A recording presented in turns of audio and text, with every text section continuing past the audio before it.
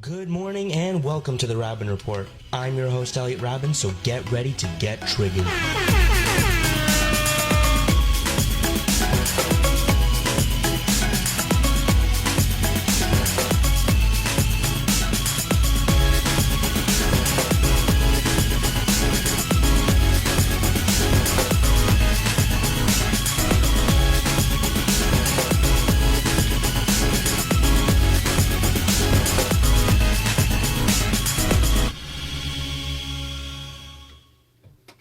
Good morning and welcome to the Raben Report. I'm your host, Elliot Raben, and with me is a very small part of my expert panel, in studio at least, just you, Marshall. How are you? I'm doing good. Doing well. That's good to hear. Let's switch the feed.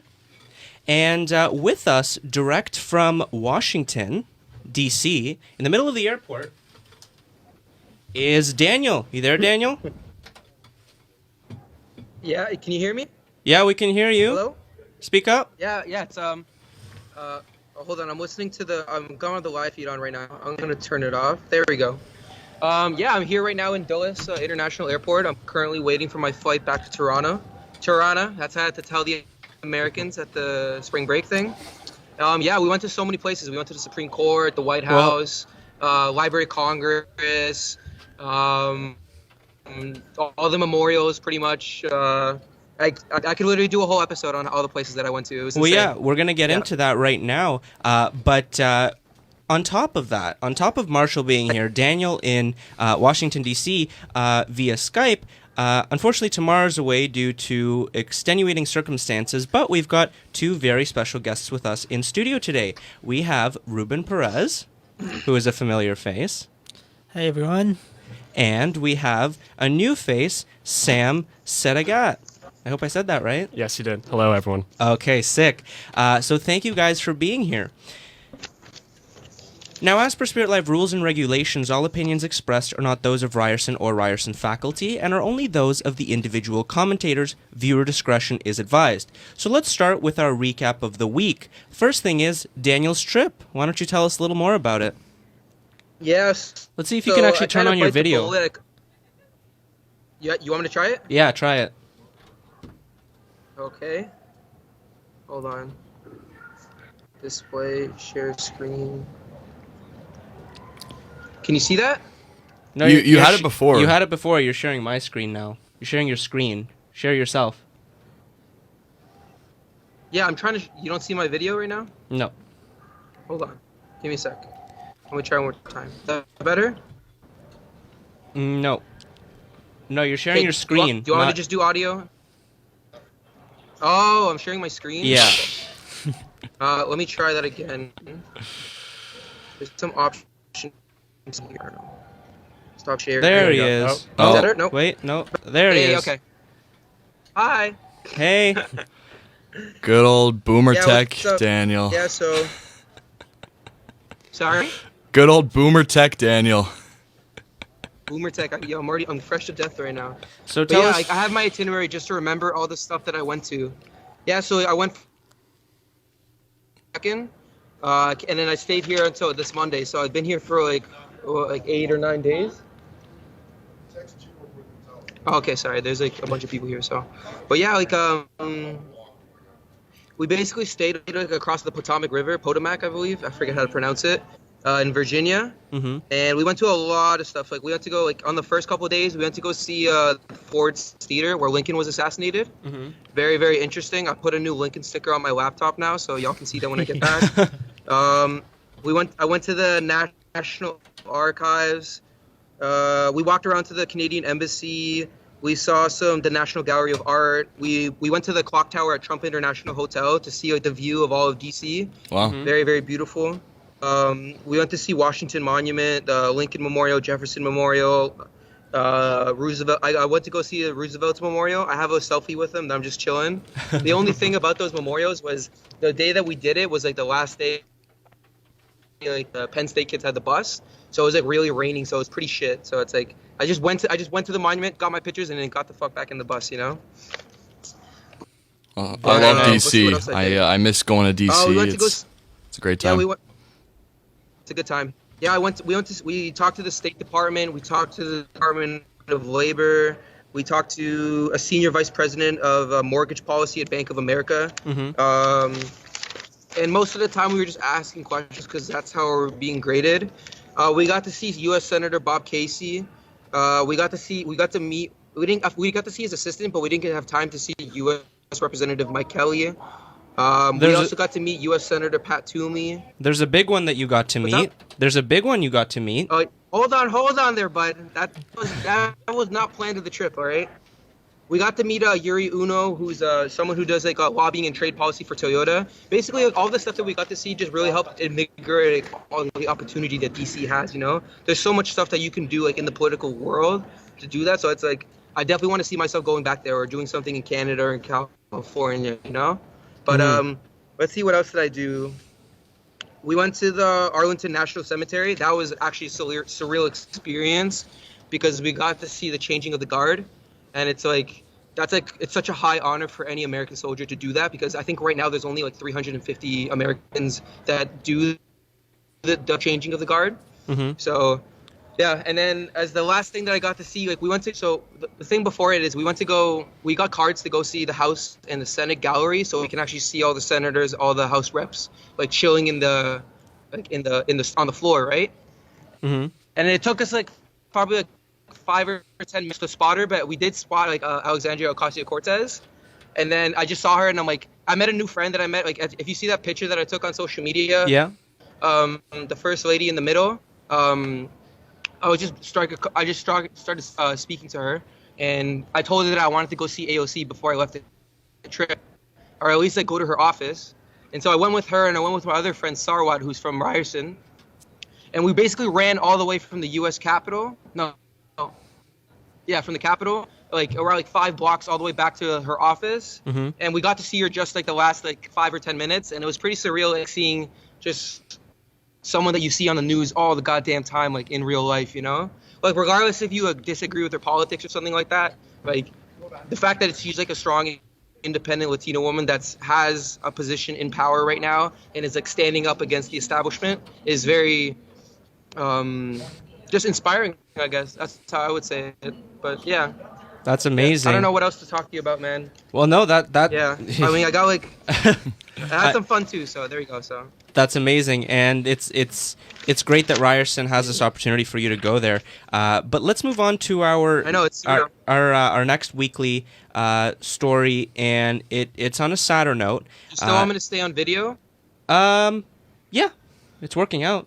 Want me to go back to audio? No, stay on video. Cool. So let's talk about a bit of a sadder event, which is the Ethiopian plane crash that killed 157 people rather on board, 18 of which are Canadian. I know one person is a Carleton University English professor, and it crashed just minutes after takeoff. It's sad. What? Wow, I didn't read that. Yeah, no, it's terrible. Yeah. Yeah, it's tragic, and it's not any more sad, of course, but it does hit a bit closer to home when Canadians are involved in a tragedy like that. But Daniel, probably mute your mic until you want to speak. Yeah. Just to prevent. Sorry. Mute your mic until you want to speak. Oh, okay. I'm gonna speak right now, though. Actually, is that cool? Yeah. Yep. All right. So I feel like people are aware that there's like a pretty like a vibrant Ethiopian community in Canada, like in Toronto. Yeah. But what I didn't know was like the last night that I stayed here, like I stayed at an Airbnb instead of my hotel, and basically like the neighborhood that I was in, it was like kind of like a rough neighborhood-ish, but like it was actually like a full Ethiopian like neighborhood. There was like so many like Ethiopian restaurants and shops and stuff like that. So I know for a fact like they're probably very affected by the situation right now. And like my heart just goes out to them because it's like even like right now I'm about to go on an airplane and it's like that can happen to anyone. It's just really shitty. So it's like I just hope we get all the facts and we figure out what's gonna happen with that. But yeah, that's my 2 cents for that. I'm gonna turn my mic off, all right? Yeah, and in terms of it's just sad. Like there's not much, right now. I don't know if it's pilot error or if it's mechanical issues. We don't know, but I guess we'll find out. Well, I coming think up. it's worth pointing out that it's the second time in a couple months that it happens with this particular model of plane. It's Really? a Boeing 737 MAX 8, and a similar incident happened a couple months ago with a plane from Lion Air, and it crashed also a couple minutes right after takeoff. Interesting. Wow. So, I mean, I just got a notification on my phone that a lot of companies that fly that particular airplane just grounded their plane on the floor. Wow. Yeah, I heard about that too, actually. I didn't know that that was the same plane, but yeah, I heard that a lot of companies are grounding their 737s. Wow. Yeah, I guess we'll find out more about this crash in the future, but our last story of the week, which is pretty hysterical in my opinion, North Korea had elections. But the elections had one person running in every position, and they were all selected by the state. So, do you think people are in North Korea, like people actually voted in North Korea, you know, but do you think they're like, why are they voting if they know that they're really not making a difference? They probably don't know to the extent because they don't have a point of reference. They haven't lived elsewhere. Like people in North Korea aren't, they don't really have experiences living elsewhere. They don't have experiences with other kinds of elections. So that's the only kind of election they know. And I would imagine that there's a very deep sense of patriotism in North Korea, of course mandated by the state, which kind of, you know, promotes civic participation. And in these situations, you have a similar type of thing in China where people can vote. The people do vote. But the voting system is so convoluted that it provides an illusion of democracy while ensuring that the Communist Party wins every time. And to my knowledge, the same thing goes on in North Korea. And so, you know, there is such a strong illusion of democracy that there is very much an incentive to vote. Wow. That's actually a very interesting point, because you're right. They don't know what a real democracy is like, per se. So they think that this is normal. Yeah, and I'm sure they might have some inkling because of how much South Korea has tried to expose people in North Korea to what a liberal democracy looks like. But there's no way for them to know. It's not like people are coming in and out of North Korea except for the few people who get to tour it. They have no real understanding of how elections would work in a regular country. I think what you're referring to, the South Korean influence on North Korea, is when they fly those drones with the DVDs over the border. They drop USB sticks over, yeah. That's crazy. To show them movies and music and audiobooks and that kind of So thing. that can have more than a small effect. I mean. And this is coming from South Korea. Yeah, up into the north. And they send Bibles, tiny Bibles in bottles too, because religion is banned in North Korea, especially Christianity, because of the missionary work that was done in the Korean Peninsula that North Korea very much wants to fight against because they see it as like a colonial type. Well, there's still a lot of Christians in South Korea. Oh, for sure. It's the most Christian country in Asia because of all the missionary work that was focused there by I want to say it was the Portuguese, I think. Oh, but to be honest, I don't think they gotta learn about democracy from the Bible. Oh, no, for sure. But it's far from it in a certain way. not democracy, but I'm just adding on to the kind of efforts to undermine the North Korean power structure. Yeah, it's gonna. When are the next elections projected, and do we have a projected winner in this case? Well, you know, a lot of people don't realize this, but North Korea hasn't changed presidents in about like 80 years, I want to say, 60 years, because Kim Il-sung is still the president, even though he's dead. He is still the president of North Korea. Really? It's the eternal ruler, right? I think that's. He is the eternal president.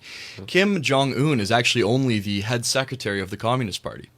He is the most powerful living person in North Korea, but his grandfather is still the president of North Korea. Wow. So I would imagine that Kim Il-sung will remain the president following this election. That's insane. I actually didn't know that. But It's a mortocracy, is the word for it. Rule by the dead. I just call it more BS. But moving on, let's get to our main story, which is, what the fuck is fascism? Now, according to the Oxford Dictionary, fascism is defined as an authoritarian and nationalistic right-wing system of government and social organization. In other words, it is the suppression of unwanted ideas. Originating in Italy under Mussolini in 1919, the idea that fascism has been on the rise has seen the emergence of those determined to fight it, such as the radical left-wing group called Antifa, standing for anti-fascists. They are described as a political protest movement comprising autonomous groups affiliated by their militant opposition to fascism and other forms of extreme right-wing ideology. Those right-wing ideologies are those of Donald Trump and groups like the Proud Boys, self-described as Western chauvinists who refuse to apologize for creating the modern world. Others like Antifa and mainstream media, however, consider them an alt-right, neo-Nazi, and neo-fascist organization. On today's show, we dive deep into the true natures of these groups, the distinction between hate speech and free speech, and how we can find common ground. Before we start, remember that we are live on Facebook, so you can comment on our feed to have your thoughts read live on air. Without further ado, has there really been a rise in fascism in the West in recent years? I would say no. I think that there's a serious historical illiteracy when it comes to discussing fascism.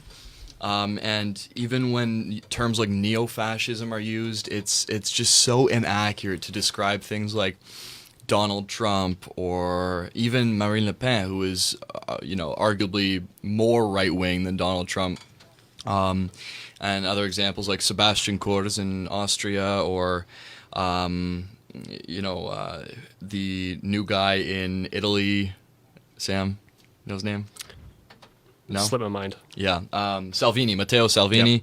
Yep. These are very right-wing people, obviously, but these are so far from what fascism actually is that it really presents a problem when people start to talk about fascism or even neo-fascism with regards to these people. And we have two comments from a viewer who I believe comes from Venezuela. I believe he's a friend of our friend Anna's. And would you be able to translate this, Ruben? You speak Spanish, right? I don't really. Oh, speak you don't? Spanish. Okay, I never mind. Just a little bit, but Okay, that's well, pretty much the extent of it. If Daniel wants to have a look at the comments on the live stream and tell us what our friend Pierre is saying here. Yeah, he's currently away. Okay. And I think he's checking his bags. I see.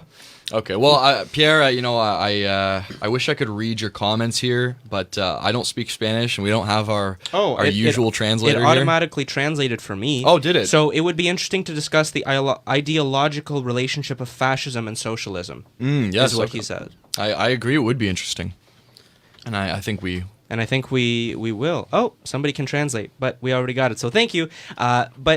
So you think there hasn't been a rise in fascism. Ruben, what do you think? Well, I think that you make a valid point that it hasn't been a fascist government per se, but there has been a lot of fascist rhetoric. So like the hyper-focalization on the nationalism, for example, and the idea that it was better beforehand, and also that idea that like national pride has to be revived in certain way. Those are all fascist tropes. And we see that kind of narrative coming back and again, especially in Europe at this point. Now, do you think those are exclusive to fascism? Well, no, but those are definitely some of the, what's the word I'm looking for? Some of the basis of fascism. I think it's very complicated because there's definitely these core principles that you find in fascism. I think they're also very country-specific, but I think there's absolutism is another form of government that I think would pride nationalism but isn't fascistic. The main cornerstone you'd have to look at is how is authority divided in the state that you'd be discussing. So in Italy or Austria, I don't think there's a one-party state currently, ruling over. It's not totalitarian in any way. And, I think what Ruben brought up, you brought it up, the country-specific thing, that's actually something that's very important in fascism, which is why fascism is often said in the plural, fascisms, because fascism by nature is country-specific. And it's not, like many other ideologies, a blanket ideology that is the same or, very close to being the same regardless of where it is implemented. It is so country-specific because of the principle of binding the people that makes fascism what it is. That's why the logo for fascism that we often see, and maybe our viewers haven't seen it, but I'll describe it as essentially several rods bound together. They're standing vertically and they're bound together by rope or by hay or by string or whatever. and there's an axe attached to it. The idea is that one of these rods is not enough to work as an axe because they're so thin, but when they're bound together by this rope, by the fascia, as it is called in Italian, it is able to make an effective weapon or an effective tool. And so that's why the fascia, the fascisms, are so country-specific, because what binds a people is very dependent on the country. Well, I think that is, to a certain extent, any political system is country-specific. I mean, socialism in France is not the same thing as socialism in Canada. The tropes are the same, but the way it's applied is way different. That's a very good point. Right. So, I mean, all the fascism is very country-specific. It's the way it's applied that's country-specific because it has to answer to specific demands in a certain way. I actually disagree. I think socialism is much more an international system because I think it's just a degree of application. I think it's a scale. Maybe in Canada it's not as applied as it would be in France, but I think if you were to just control if you were to implement more socialist policies, I'm sure it would look almost similar, wouldn't it?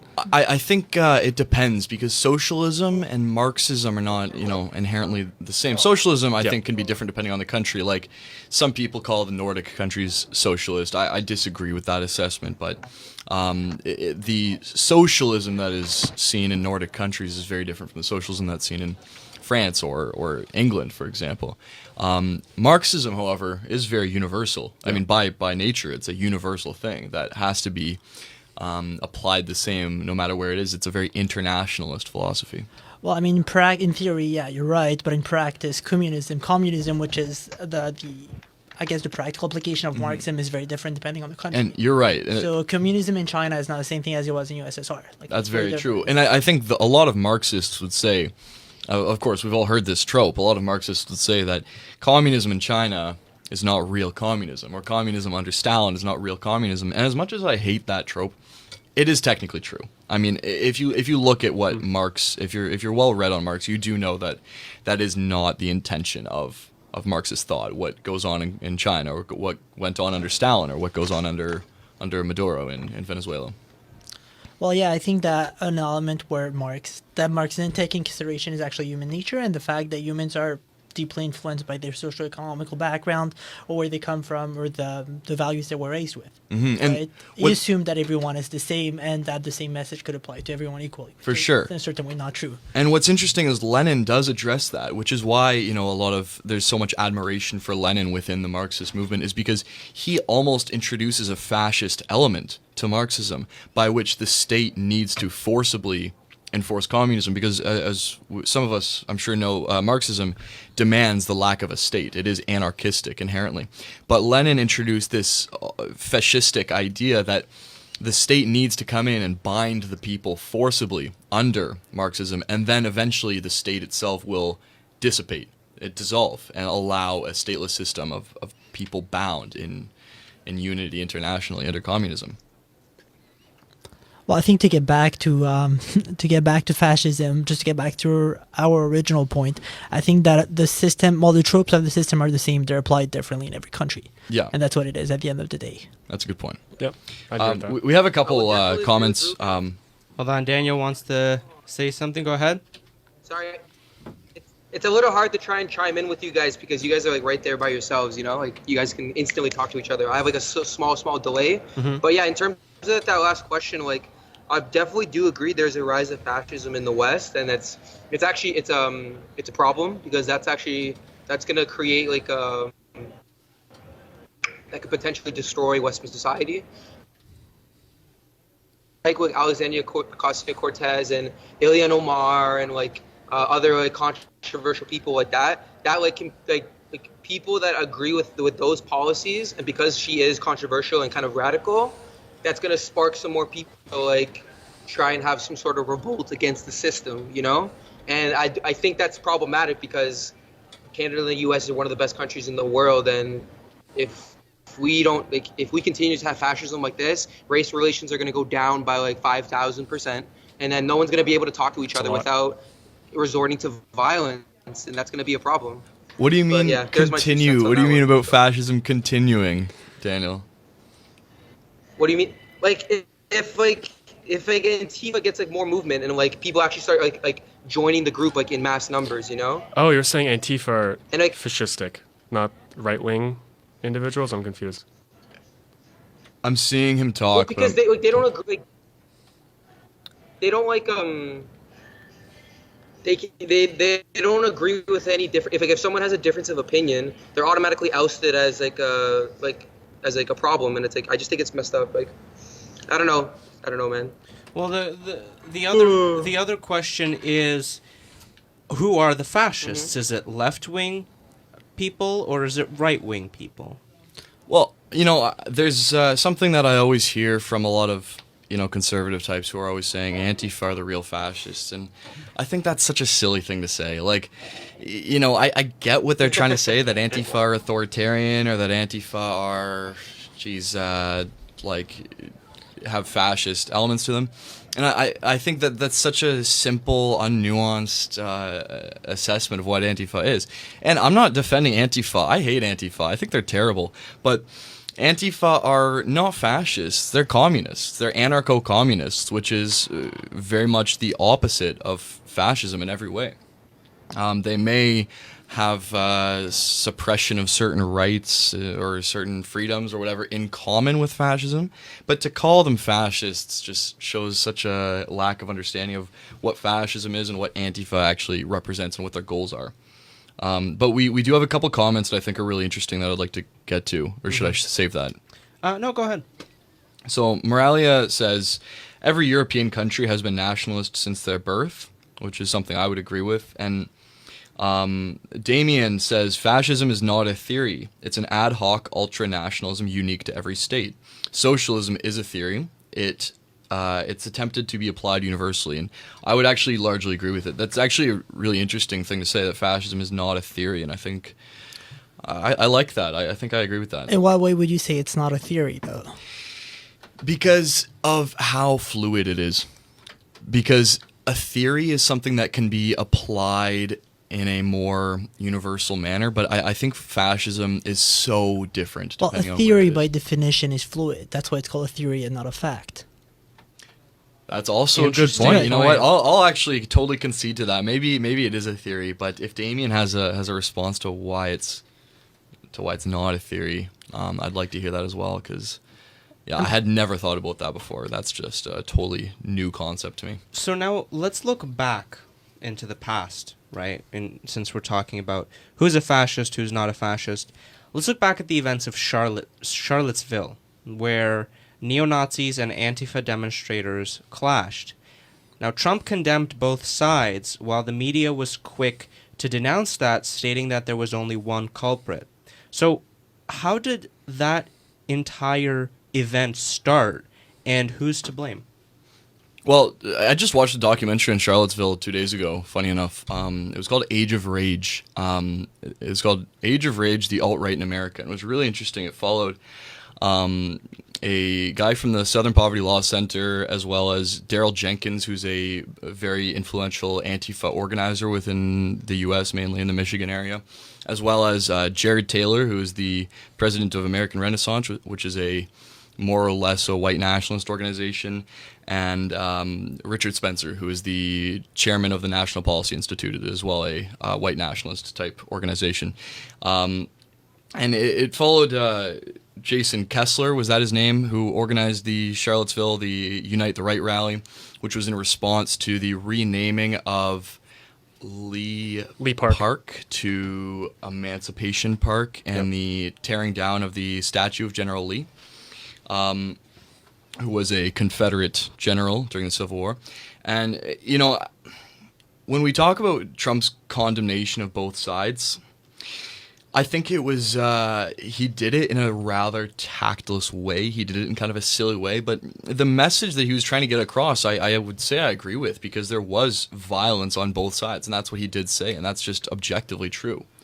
And I don't think that everybody there on either side was there for malicious reasons. I think that there were people who were there to stand up for stand against the removal of a statue that they, for whatever reason, felt was the wrong thing to do, and people who were there because they believed that tearing down the statue was the right thing to do. And I don't think that either one of those things makes somebody a bad person or a good person.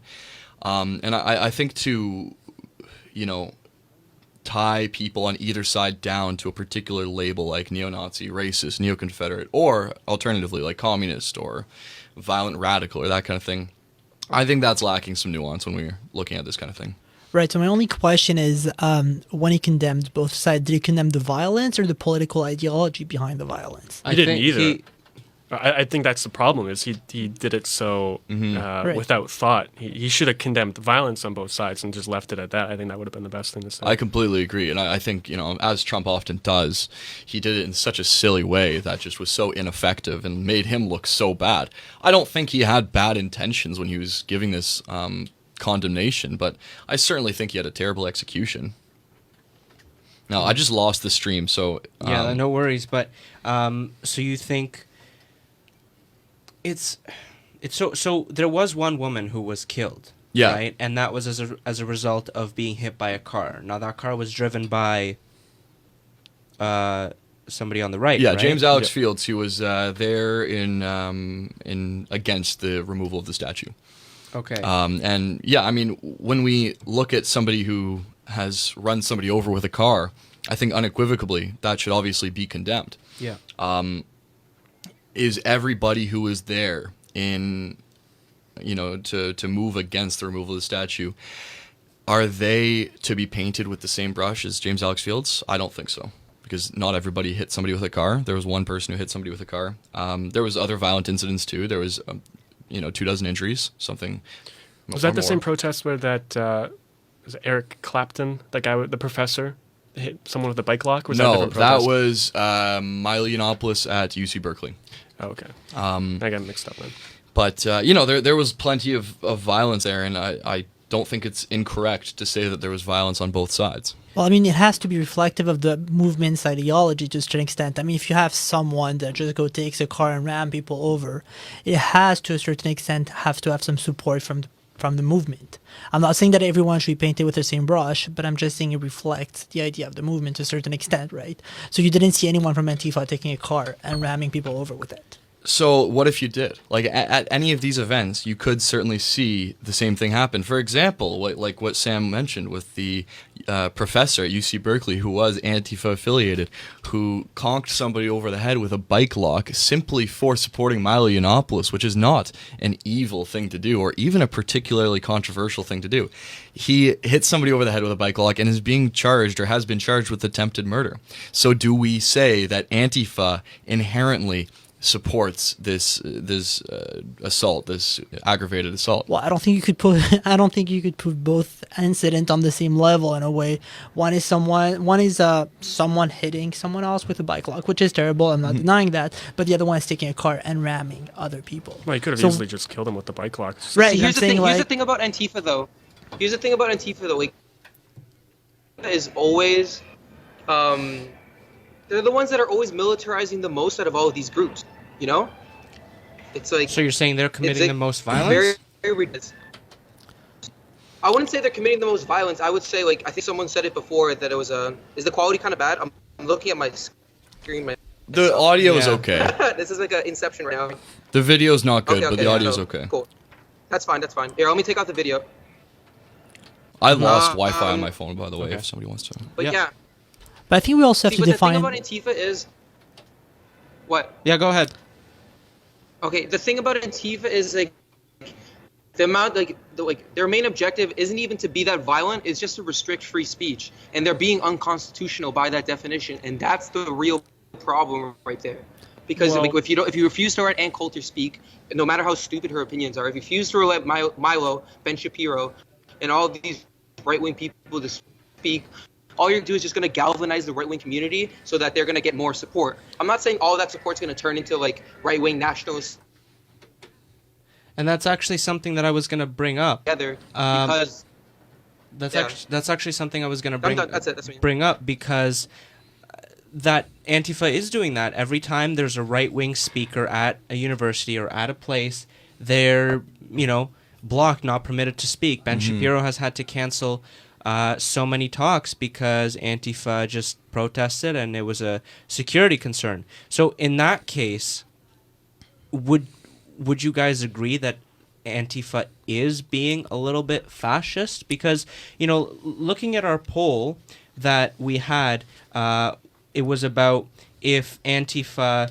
is really anti-fascist. And according to the results, which I'm about to pull up, according to the results of our poll, 68% said... So the question again, let me pull it up. Does Antifa really fight fascism? 66% of our respondents, out of the 35 respondents, said no, they don't, while 12 people said yes, they do.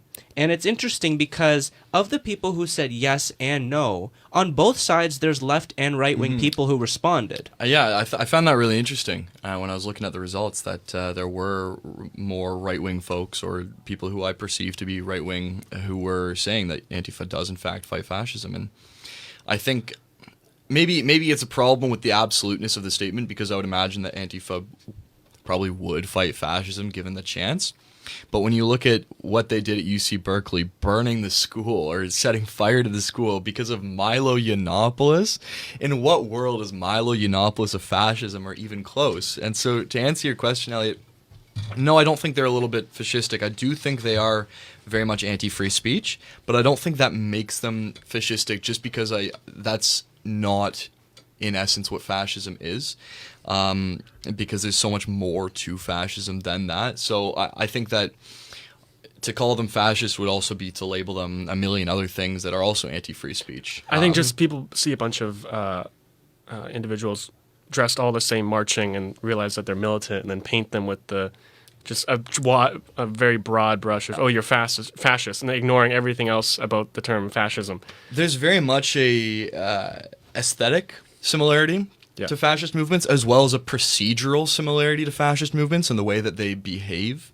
But I don't consider that to be fascistic just because of fascism is nationalist by definition. Right. Are they nationalist in any way? Not at all. Well, I think it's also important to define that Antifa, as it is right now, is not a united movement, right? I mean, it's been defined, by the FBI or other agency as like different movement, moving together, Like but a bunch not of cells. exactly different cells, but not necessarily moving together. So once again, we get to the question, like, is it fair to paint everybody with the same brush, right? So we have different movement, different ideology within the movement that do not necessarily work together. So is it fair to say that what happened at UC Berkeley is representative of the whole movement? Yeah, no, and I don't necessarily think that it is. I think that if I don't want to be painted with the same brush as some people who may be seen or perceived as, belonging to the same cohort as myself, like let's just say conservatives in general, I don't want to be painted with the same brush as all conservatives or all right of center folks. I should, of course, extend the same courtesy to other people. And just logistically, Antifa is not all one thing, as you said. Exactly. So, no, it's not fair to paint them all with the same brush, much like I don't think it's fair to paint folks who may have attended Charlottesville with the same brush. We can certainly say that the neo-Nazis, the people waving swastika flags at Charlottesville, we can condemn that, of course. That's a bad thing to do. But was everybody there waving swastikas? Was everybody there, shouting racial slurs? No. And the people who were, I condemn that for sure. But aren't you guilty by association in a certain way? Like, I mean, if you're in a rally with people waving Nazi flags and you're not saying anything, aren't you guilty by association to a certain extent?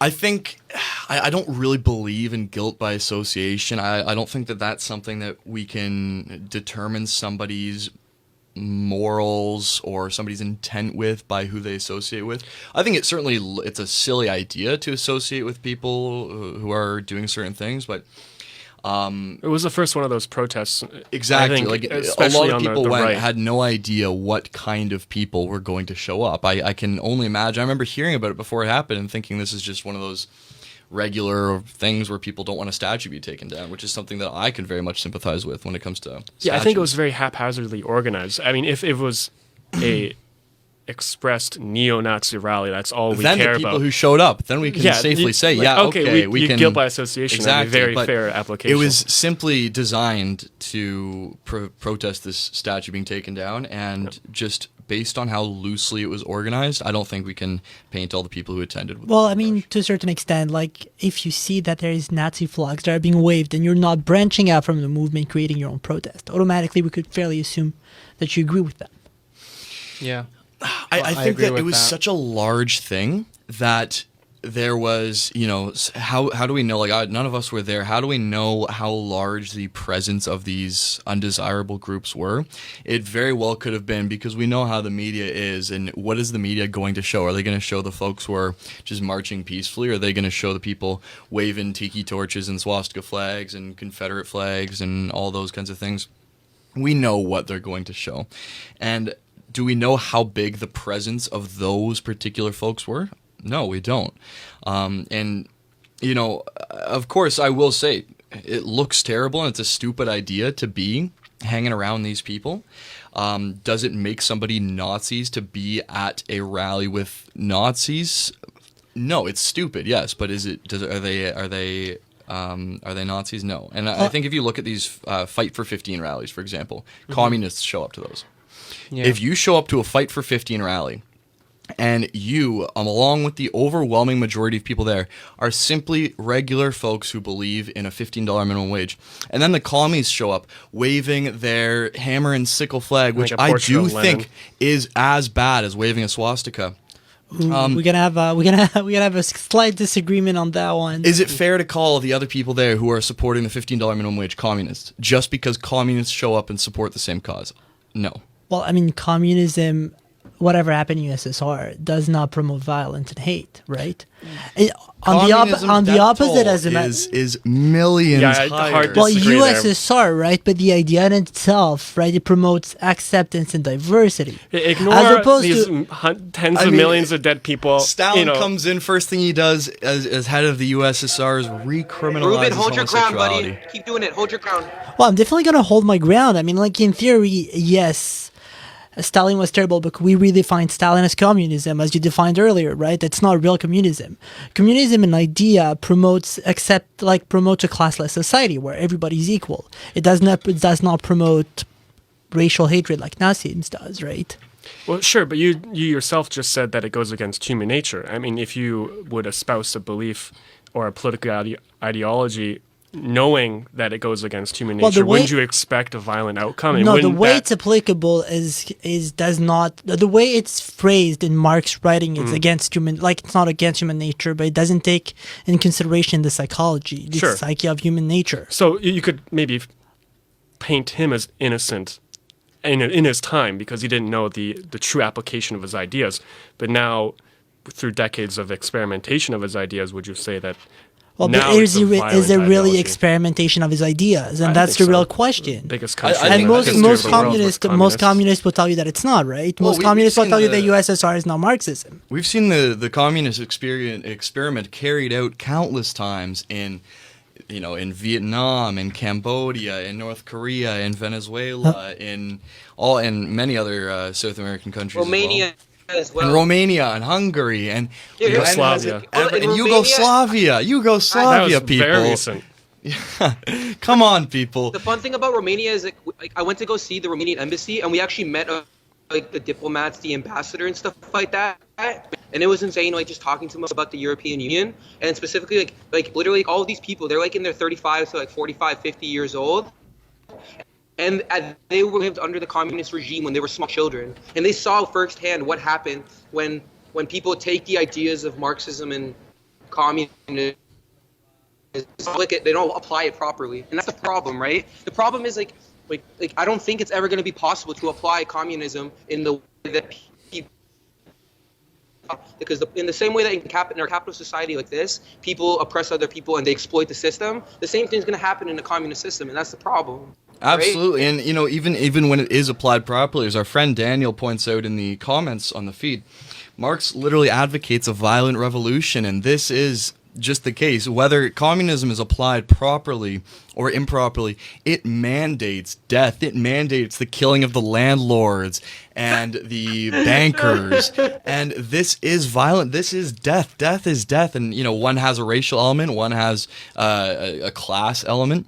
But we can talk about the differences. Well, I think any political ideology, to a certain extent, called for violence in order to bring about change. Well, it's not something that's unheard of. Okay. Sure, and I mean lots of Like, it's political not- ideologies call for death, but that doesn't make But it's it not necessarily okay. specific to communism, right? Sure, but communism is one example of these ideologies that do call for death. Killing landlords. Lots of people own land, lots of small business owners who are just trying to make their way in this world we live in, getting killed over this ideology. That's what these people waving these hammer and sickles at these rallies are supporting. Not necessarily. Well, then the people who wave, Most of these people that define themselves as communist, are how would I say that? They're factory workers, but they're also small business owners. And so it's masochistic, isn't it? Is it? Well, yeah, why would a small business owner Why would somebody who advocate is a communism? landlord want to promote capitalism, which mandates the killing of the landlords? I mean, you look. This is anecdotal, I suppose, but you look at any communist type forum. You go on any number of the communist subreddits, which it's rather interesting how you see the communist subreddits on Reddit thriving, where any subreddit that is labeled fascist gets taken down. You've got these communist subreddits who talk nonstop about killing the landlords, and when they say, people talk about communism being violent, they're we're not violent, we just want to kill the landlords and the bankers and who else do they want to kill? Do you know? Maybe Daniel, who else is it that they want to kill? But Well, you could reinterpret owners. Marx's ideology, saying killing the landlord is not killing the landlord, taking a knife and stabbing him in the heart. It could be just killing the position in a way. just Right, you killing could him metaphorically. Well, yeah, you could definitely reinterpret the writing as you interpret any political writing as the times goes by. Okay, and you know It's what? the same thing as the Bible to a certain extent, right? We reinterpret it constantly, So at right? least the beginning. Go ahead, Daniel. Like the first, I forget. I think we discussed. We talked about it after the show, but like how the first couple chapters of the manifesto actually make a very good critical criticisms of capitalism, right? And I think that's something that we need to address. Like, I'm not saying that capitalism is the best system, but it's the only system that we have that works right now. Like, all we can do is just give everyone an opportunity to try and make it work. And some people are going to have more marginalized groups are going to have a harder time in this system. But I'd rather have that system where I have I have an opportunity to succeed in life than to be under the reins of an authoritarian right-wing regime or a left-wing regime, like what's happening with Venezuela right now. Well, do we really, though? Do we really give everyone this equal opportunity? I mean, someone that comes from a working class family, it does not necessarily have access to higher education, does not have the same chance in life as someone that's privileged. I actually and could agree afford with to you. go to university. Mm-hmm. But I was talking to a friend of mine, actually Saturday night. And that's and that's a really strong criticism of capitalism, and that's something that we need to change. And I entirely agree So it's with your assessment there. But what were you going to say? Well, I'm saying I was talking to a friend which come from a working class family. Mm-hmm. Now he's a brilliant man. He works in public policy. He's a published author, has his PhD. And he was telling me that when he told his parents that wanted to go to university, he comes from a working class family. He told him, you need to be a genius. This is not your place. This is not where you belong. Mm-hmm. Right? So it's kind of a reflection of our society nowadays where some people are accepted to go into higher education, but working class folks are not. I agree. And, something I clash a lot with my conservative contemporaries on regarding this is that I do think the whole pull yourself up by the bootstraps mentality is a farce. There are people who are able to do it, and there's, in a lot of cases, people who do pull themselves up by the bootstraps, metaphorically, and get themselves into a better situation from a bad situation. But it's not a practical thing to go by. And when we talk about capitalism, there are a lot of criticism that I believe are valid, which is why I would never want to throw the baby out with the bathwater when it comes to Marx and comes to other socialist, communist, Marxist philosophers like that. There are things we have to take away from them like that. And on that, our friend Chris has a take on this. He says, it's kind of tired to say capitalism is the only system that's worked. Depending on how you look at it, that's not really true. Fascism has worked many times, probably more often than not, which is more than can be said about a democratic, laissez-faire state. I kind of disagree with his assessment in a way. I mean, the only real fascist government we've seen is Mussolini and Hitler in the 1920s to the 1940s, and those haven't worked really well, to be honest. Well, I mean, when we look at Spain and Portugal as examples of fascism as well, we can talk about Portugal, how from the 60s, or was it the 50s to the 70s, they were doing rather well. And is that a testament to the merits of fascism? I wouldn't say so. Well, I wouldn't But- describe it as fascism, right? Fascism has 5 elements to it. One is the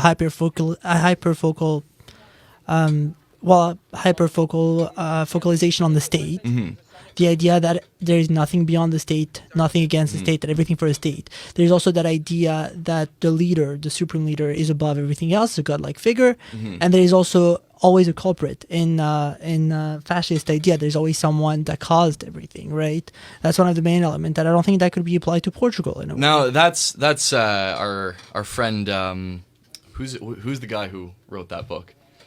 Ur Fascism. Who wrote that? My goodness, what's his name? Chris. What's the guy who wrote Ur Fascism or Ur Fascism? That's a guy who I would disagree with, and it's I'm gonna look it up because this is really gonna bother me. But when we look at Portugal, it is a unique example because it was more so Catholic focused than nation focused, and a lot of people do describe Portugal under António Salazar as a fascist state, but there are a lot of arguments that it wasn't a fascist state. It's Umberto Eco who described fascism as you're describing it. And I do disagree with Eco's assessment of fascism to some extent. I don't think that it mandates those 5 pillars necessarily, but I do see where you're coming from when we talk about Portugal and Spain as not being the best examples of fascism. Well, yeah, you could have a totalitarian regime without being a fascist regime. Like, for example, USSR was a totalitarian regime. Was it a fascist regime? That's No, something of that could course. definitely be. Actually, that's something that you could debate. Did communism under the USSR regime turn into fascism? Maybe. And Chris has a couple more points. He says, of course, fascism is relatively capitalistic as well, so I have to be fair. He says, Mussolini did work well. The only reason the state fell was because of communist uprising related to the war, i.e. an outside element. And now, I don't know that much about Italian fascism, so I can't speak to that necessarily, but these are for sure interesting points. Well, not necessarily. I mean, like, to a certain extent, the people took the street towards the end of the war and killed Mussolini. Right? Like, I mean, it's the people, not necessarily an external element. I mean, you could definitely agree that there was some kind of external power that pushed people to take the street, but at the end of the day, it's the people that decided to end that regime. And I think that's an interesting take as well. Again, I know very little about Mussolini or the situation in Italy at the time, but... Well, in regards to Chris, Daniel wanted to chime in. Go ahead, Daniel. Well, yeah, I mean, like what Chris said, like the first thing I said, that capitalism is the only system that works. I think, it definitely is a little played out, like in what I said, and I'll concede that. But like, if like we're gonna compare other countries that are living in, like let's say like Scandinavia, like right now, like all of those countries that have applied the most amounts of socialism or just social policies to their nation, we're gonna see a lot of like long-term problems in the future with their economies and stuff like that. Like what's the tax rate in those countries? It's like 50 something percent, 60% and something like that. The only way that system is going to work is if you already have a well-paying job. So in theory, people who have lower paying jobs, they have to pay much more taxes. That's a huge economic strain on them. So I don't know, like I do think we should implement more social policies, and I think Canada is doing it kind of right. We're like one of the few countries that like is doing all right, you know. Like our problem is like our economy is like tanking right now. There is a projected that our economy is like the value of the Canadian dollar is going to be 71 cents or even less than that by 2020. That's really scary. It is. What's more That's scary pretty is alarming. Like even from oh, go ahead. Sorry. hold on, one more thing. Like that's like in reality, like coming here to the U.S., the exchange rate is so shit. So it's like, what $500 American would I use for this trip? Like right now, that was like a crazy it costs so much more, right? Like the value of our dollar is horrible, and we need to change that by boosting our economy, by implementing social programs that can somehow educate our population to increase the economy. That's a known fact that the more educated our population comes, it boosts our economy. And I'm not saying everyone has to go to university, but even just college or trades and stuff like that, those are amazing options that will benefit the individual and the collective in our economy. Yeah, no, I think those are very good points, Daniel. What were you going to say, Sam? I think what's more concerning is stagnant wages. In fact, you can't raise a family on a single wage anymore. I completely agree, and I think that's the bigger issue is the wages being the downward pressure on the wages that we're seeing. And I was going to bring up Sweden because Daniel was talking about the Nordic countries, and Sweden has seen so much economic liberalization over the last little while because of the faults of the system they had going, the Nordic system they had going, which shows that it really doesn't work particularly well universally. It has to be applied very specifically. Like, it's not working too well in Norway either, but in Denmark it's working fantastically. Why is that? I don't know. But we are seeing Sweden on a downward, line, linear, I'm sorry, I'm at a loss for words here. But just since we're running a bit out of time, the last we didn't really get to the Proud Boys, which I wanted to talk about. But the last question is then, how can we really fight fascism? How can we truly fight fascism? I want to start with you, Ruben. Okay, I'll start with you, Daniel. I just gotta head out to security after. So once I'm done here, I'm gonna try and keep watching your replies. Yeah.